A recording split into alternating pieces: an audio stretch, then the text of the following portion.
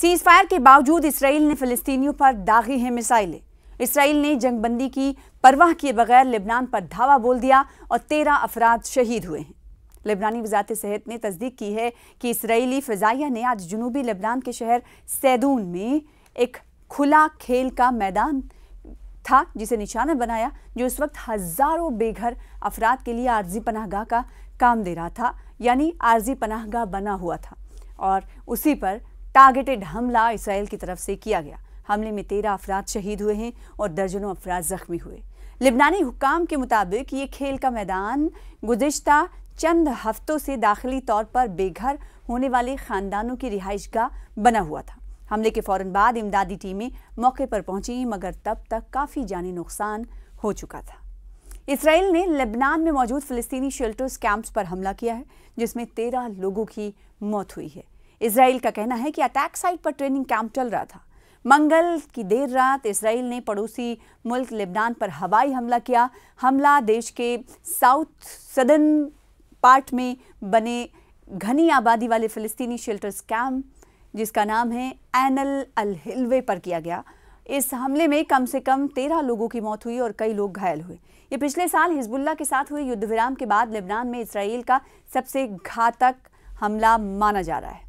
उस cease fire ने Iran समर्थित हिजबुल्लाह और इसराइल के बीच हुए हमलों पर रोक लगा दी थी। इस हमले को लेकर इसराइली सेना का कहना है कि यह अटैक ट्रेनिंग कैंप पर था। इसराइली सेना ने कहा कि हमला सैदा शहर के पास स्थित हमास के एक ट्रेनिंग कंपाउंड को निशाना बनाकर किया गया। इसराइल ने सोशल मीडिया अकाउंट पर लिखा कि सदर्न लेबनान के ऐन अल हिल्वे इलाके में हमास के आतंकियों के जरिए इस्तेमाल किए जा रहे ट्रेनिंग कंपाउंड पर हमला किया गया था। यहाँ हमले का प्लान बनाने और इसराइल के खिलाफ कार्रवाई की तैयारी की जा रही थी। और फिर इस पूरे हमले पर लेबनान की तरफ से क्या कुछ कहा गया है, लेबनान की हेल्थ मिनिस्ट्री ने क्या कहा है, वो आपको बताएंगे। लेबनान के स्वास्थ्य मंत्रालय के अनुसार हमले में मारे गए सभी लोग ऐन अल हिल्वे शरणार्थी कैंप यानी शेल्टर्स कैंप के निवासी थे। ये लेबनान का सबसे बड़ा और सबसे भीड़ भाड़ वाला फ़िलिस्तीनी शेल्टर कैंप है, जहां कई प्रतिद्वंदी फ़िलिस्तीनी गुटों का दबदबा है और गरीबी जो है वो गंभीर सतह पर है। आपको बताएं कि अक्टूबर 2023 में हमास के सदर्न एरियाज पर इसराइल की जानिब से हमले के बाद हिजबुल्लाह ने हमास के समर्थन में इसराइल पर रॉकेट दागने शुरू कर दिए थे। इसके बाद दोनों पक्षों में महीनों तक गोलीबारी चलती रही। पिछले साल इसराइल ने बड़ा सैन्य अभियान शुरू किया, जिसमें दक्षिणी लेबनान पर ज़मीनी हमला भी शामिल था। इस हमले में 10 लाख से ज़्यादा लोग बेघर हुए और हिजबुल्लाह के कई वरिष्ठ नेता मारे गए थे। और इसी के साथ साथ जुड़ा एक और आपको गज़ा पर चौंकाने वाला पर्दाफाश हुआ है, ये जानना भी ज़रूरी है। ये खबर आपको जाननी ज़रूरी है। 6000 से ज़्यादा लोगों के काटने पड़े अंग और 24% से ज़्यादा बच्चे गज़ा में आपको बताएं कि मुतासिर दिखाई दिए। लगभग 25% बच्चे और 12% महिलाएं इसमें शामिल है। एक मेडिकल रिपोर्ट आई जिसमें बड़ा पर्दाफाश हुआ है। रिसोर्सेज की भारी कमी से फ़िलिस्तीनियों को काफ़ी दिक्कतों का सामना करना पड़ रहा है। ऐसी खबरें आप सुनते आ रहे हैं, पढ़ते आ रहे हैं, देखते आ रहे हैं। गज़ा पट्टी के हेल्थ इंस्टीट्यूट ने बताया है कि 2023 के आखिर में इसराइली मिलिट्री ऑपरेशन शुरू होने के बाद से अब तक तकरीबन 6000 लोगों के अंग काटने यानी एम्पुटेशन की सर्जरी उनकी की गई है। रिपोर्ट्स के अनुसार इन एम्पुटेशन मामले में 25% बच्चे शामिल हैं, जबकि 12.7% महिलाएं शामिल हैं, ख़वातीन शामिल हैं। स्वास्थ्य संस्थानों ने कहा कि चिकित्सा संसाधनों और सहायक उपकरणों की भारी कमी की वजह से गज़ा में घायलों और उनके परिवारों की पीड़ा और बढ़ गई है। हज़ारों लोग जिनके हाथ या पैर काटे गए, वो उचित इलाज और उपकरणों के अभाव में सामान्य जीवन नहीं जी पा रहे हैं। संस्थानों ने अंतर्राष्ट्रीय संगठनों से अपील की है कि वो गज़ा में पुनर्वास सेवाओं और मानसिक सामाजिक सहायता यानी साइकोलॉजिकल सपोर्ट के लिए मदद करें, ख़ास तौर पर उन बच्चों के लिए जो कम उम्र में स्थायी विकलांगता का सामना कर रहे हैं। इस जंग की शुरुआत 7 अक्टूबर 2023 को हुई थी। तब से अब तक गज़ा में 65,000 से ज़्यादा लोगों की मौत हुई। बेंजामिन नेतन्याहू पर लगातार कत्लेआम का इल्ज़ाम लगता आया है। हालांकि फ़िलहाल हमास और इसराइल के बीच सीज़ फायर हुआ है। ये सीज़ फायर अमेरिका की कोशिशों के बाद हुआ, जिसमें 20 शर्तें रखी गई हैं यानी तजवीज़ पेश की गई। हमास और इसराइल ने इन शर्तों पर हामी भी भरी है, लेकिन उसके बावजूद इसके खिलाफ वर्जी वक्तन फ़वक्तन हो रही है। हालांकि हमास के हथियार छोड़ने और गज़ा इसराइली सेना की पूरी तरह से वापसी पर मतभेद हो सकता है, क्योंकि इस हवाले से हमने देखा कि खबरें आती रही हैं, पेशरफ्त होती रही हैं, लेकिन फ़िलहाल सीज़ फायर के बीच बंधकों की अदला बदली इस वक्त हो रही है। सीज़ फायर के बावजूद इसराइल ने फ़िलिस्तीनियों पर दागी हैं मिसाइलें। इसराइल ने जंगबंदी की परवाह किए बगैर लेबनान पर धावा बोल दिया और 13 अफराद शहीद हुए हैं।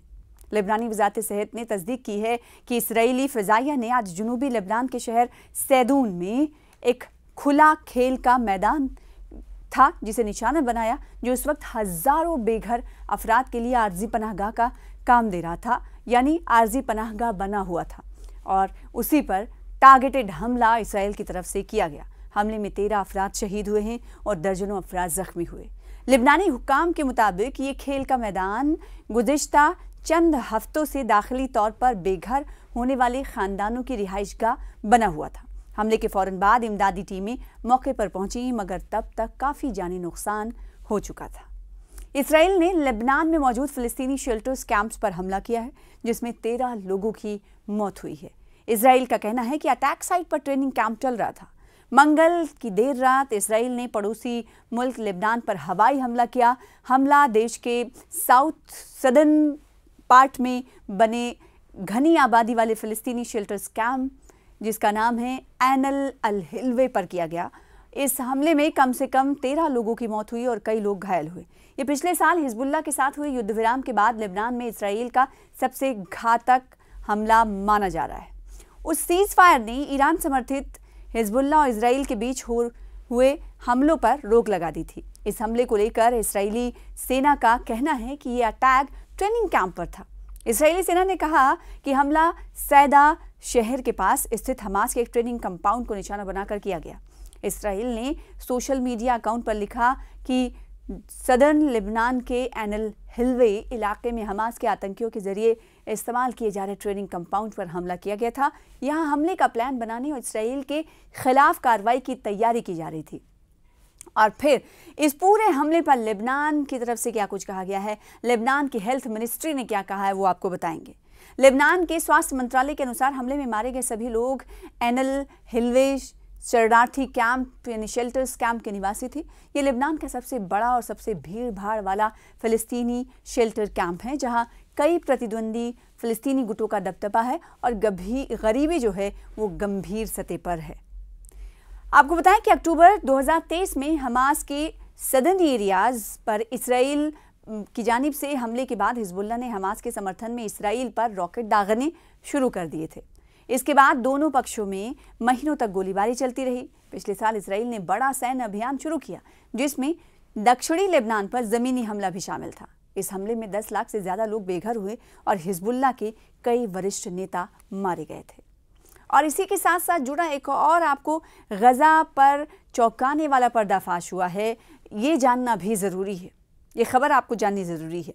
6000 से ज़्यादा लोगों के काटने पड़े अंग और 24% से ज़्यादा बच्चे गज़ा में आपको बताएं कि मुतासिर दिखाई दिए। लगभग 25% बच्चे और 12% महिलाएं इसमें शामिल है। एक मेडिकल रिपोर्ट आई जिसमें बड़ा पर्दाफाश हुआ है। रिसोर्सेज की भारी कमी से फ़िलिस्तीनियों को काफ़ी दिक्कतों का सामना करना पड़ रहा है। ऐसी खबरें आप सुनते आ रहे हैं, पढ़ते आ रहे हैं, देखते आ रहे हैं। गज़ा पट्टी के हेल्थ इंस्टीट्यूट ने बताया है कि 2023 के आखिर में इसराइली मिलिट्री ऑपरेशन शुरू होने के बाद से अब तक तकरीबन 6000 लोगों के अंग काटने यानी एम्पुटेशन की सर्जरी उनकी की गई है। रिपोर्ट्स के अनुसार इन एम्पुटेशन मामले में 25% बच्चे शामिल हैं, जबकि 12.7% महिलाएं शामिल हैं, ख़वातीन शामिल हैं।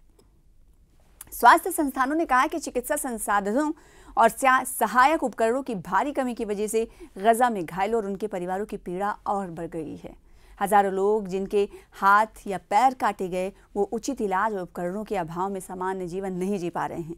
संस्थानों ने अंतर्राष्ट्रीय संगठनों से अपील की है कि वो गज़ा में पुनर्वास सेवाओं और मानसिक सामाजिक सहायता यानी साइकोलॉजिकल सपोर्ट के लिए मदद करें, ख़ास तौर पर उन बच्चों के लिए जो कम उम्र में स्थायी विकलांगता का सामना कर रहे हैं। इस जंग की शुरुआत 7 अक्टूबर 2023 को हुई थी। तब से अब तक गज़ा में 65,000 से ज़्यादा लोगों की मौत हुई। बेंजामिन नेतन्याहू पर लगातार कत्लेआम का इल्ज़ाम लगता आया है। हालांकि फ़िलहाल हमास और इसराइल के बीच सीज़ फायर हुआ है। ये सीज फायर अमेरिका की कोशिशों के बाद हुआ, जिसमें 20 शर्तें रखी गई हैं, यानी तजवीज़ पेश की गई। हमास और इसराइल ने इन शर्तों पर हामी भी भरी है, लेकिन उसके बावजूद इसके खिलाफ वर्जी वक्तन फ़वक्तन हो रही है। हालांकि हमास के हथियार छोड़ने और गजा इसराइली सेना की पूरी तरह से वापसी पर मतभेद हो सकता है, क्योंकि इस हवाले से हमने देखा कि खबरें आती रही हैं, पेशरफ्त होती रही हैं, लेकिन फिलहाल सीज फायर के बीच बंधकों की अदला बदली इस वक्त हो रही है।